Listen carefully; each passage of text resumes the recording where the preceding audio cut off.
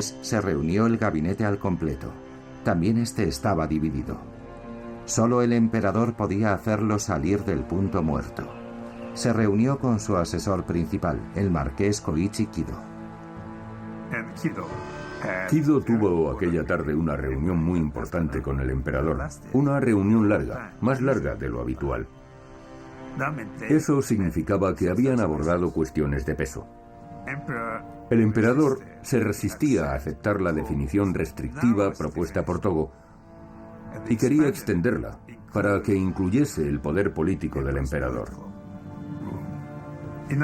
Dicho de otro modo, su condición no era solo la preservación de la casa imperial, sino la del estatus del emperador dentro de la legislación nacional. Quería conservar un poder real. El emperador quería conservar el poder del que gozaba, el poder que había adquirido su abuelo bajo la Constitución de 1868. Cuando el círculo más íntimo del emperador se reunió con él aquella noche, el barón Hiranuma, un fundamentalista sintoísta, trató de consolidar aún más el poder del emperador. El argumento de Hiranuma era que la Constitución era irrelevante. La línea imperial precedía la Constitución Meiji de 1868. El origen de Japón era el origen de la Casa Imperial, es decir, un acontecimiento divino, pues la familia imperial descendía de los dioses mucho antes de que existiese la Constitución.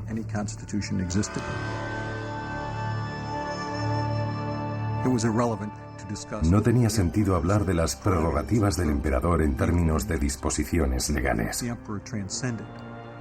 El emperador era un ser trascendente.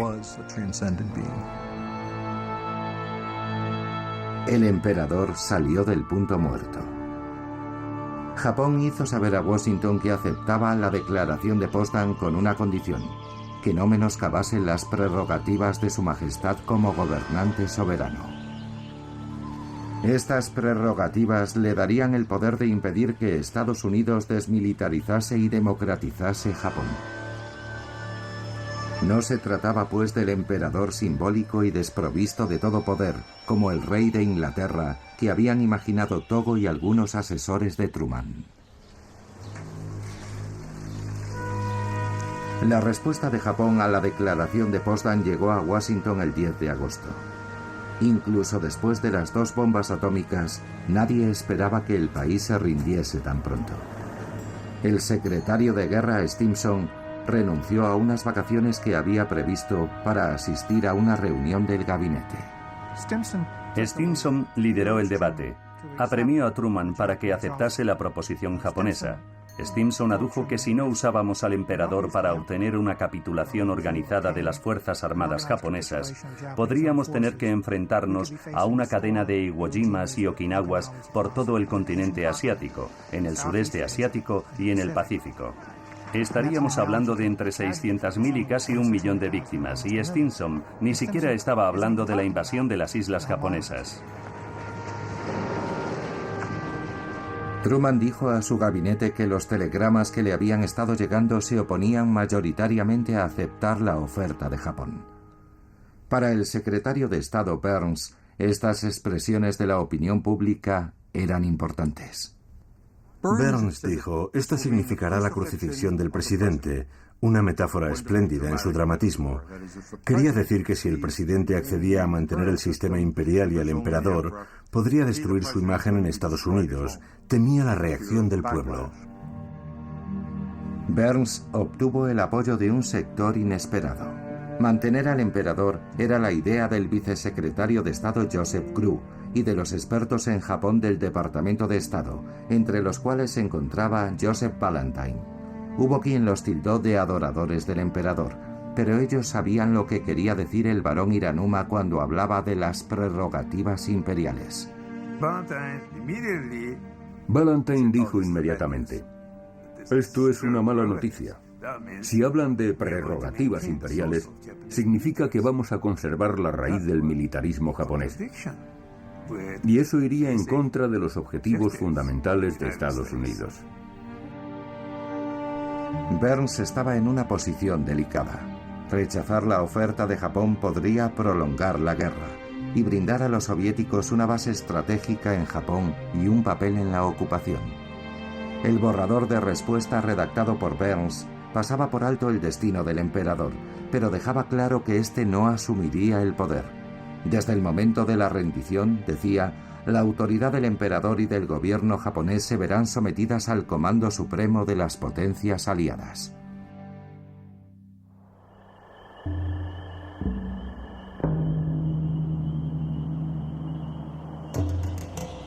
Cuando la respuesta de Burns llegó a Japón, el gabinete volvió a dividirse. Durante 3 amargos días, el general Anami encabezó a quienes se oponían a la rendición. El 14 de agosto, el emperador intervino una vez más para imponer su voluntad. Tengo la convicción, dijo con tristeza, de que continuar la guerra solo conllevaría más destrucción.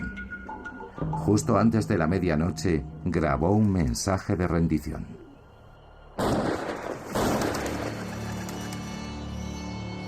Una hora después, unos oficiales subalternos lanzaron un golpe de estado, asesinando a 2 oficiales de la Guardia Imperial. Los rebeldes saquearon el Palacio Imperial, esperando destruir el mensaje de rendición. Quemaron las casas del primer ministro Suzuki y del barón Hiranuma, tachándolos de traidores proamericanos. El general Anami nunca condenó el golpe de Estado, pero tampoco lo respaldó. Sin su apoyo estaba abocado al fracaso. El último acto de Anami fue un gesto propio de un guerrero japonés que había librado una batalla y había perdido.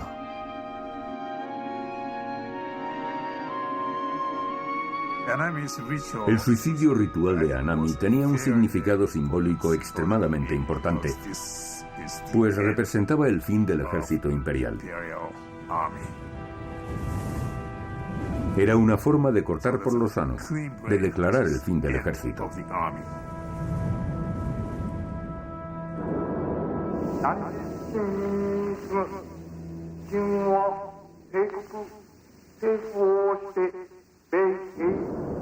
A través de la radio, el 15 de agosto a mediodía, el pueblo japonés oyó algo que nunca había oído antes: la voz de su emperador.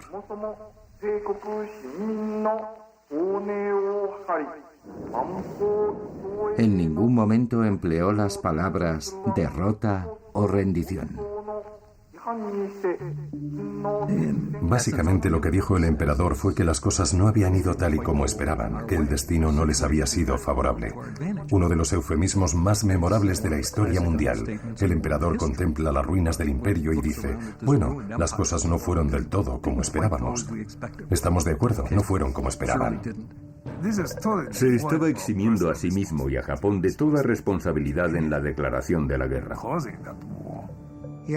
También aludió a la bomba atómica como único motivo para rendirse, como dando a entender que los americanos eran tan crueles y salvajes que, para evitar que se reprodujesen semejantes barbaridades, había que poner fin a la guerra.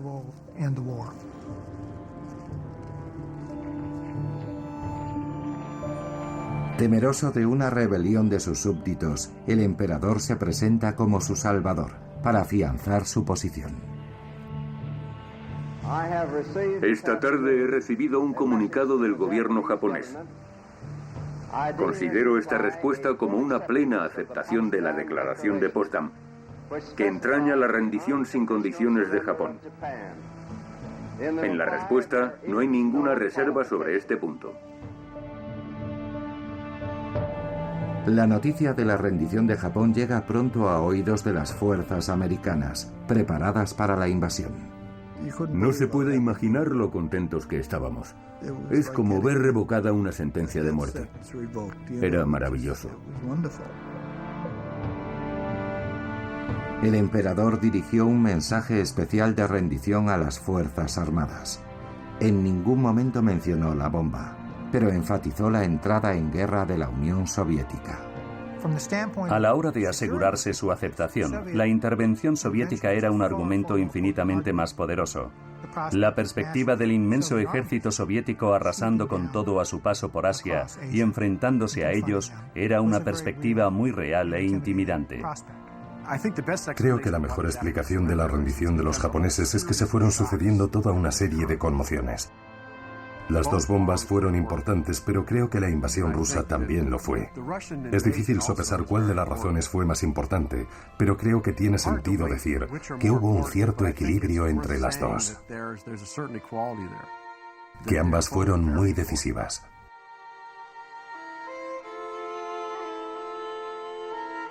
Para explicar la derrota de Japón, Hirohito le escribió lo siguiente a su hijo.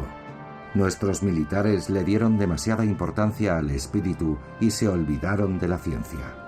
Su mujer, la emperatriz Nagako, parecía estar de acuerdo. A los pocos días de la rendición escribía: todos los días, de la mañana a la noche, los B-29, los bombarderos navales y los cazas sobrevuelan libremente el palacio, haciendo un ruido infernal. Según describo estas líneas en mi escritorio, miro al cielo y los veo pasar sin fin. Desgraciadamente, añadía, el B-29 es un avión magnífico.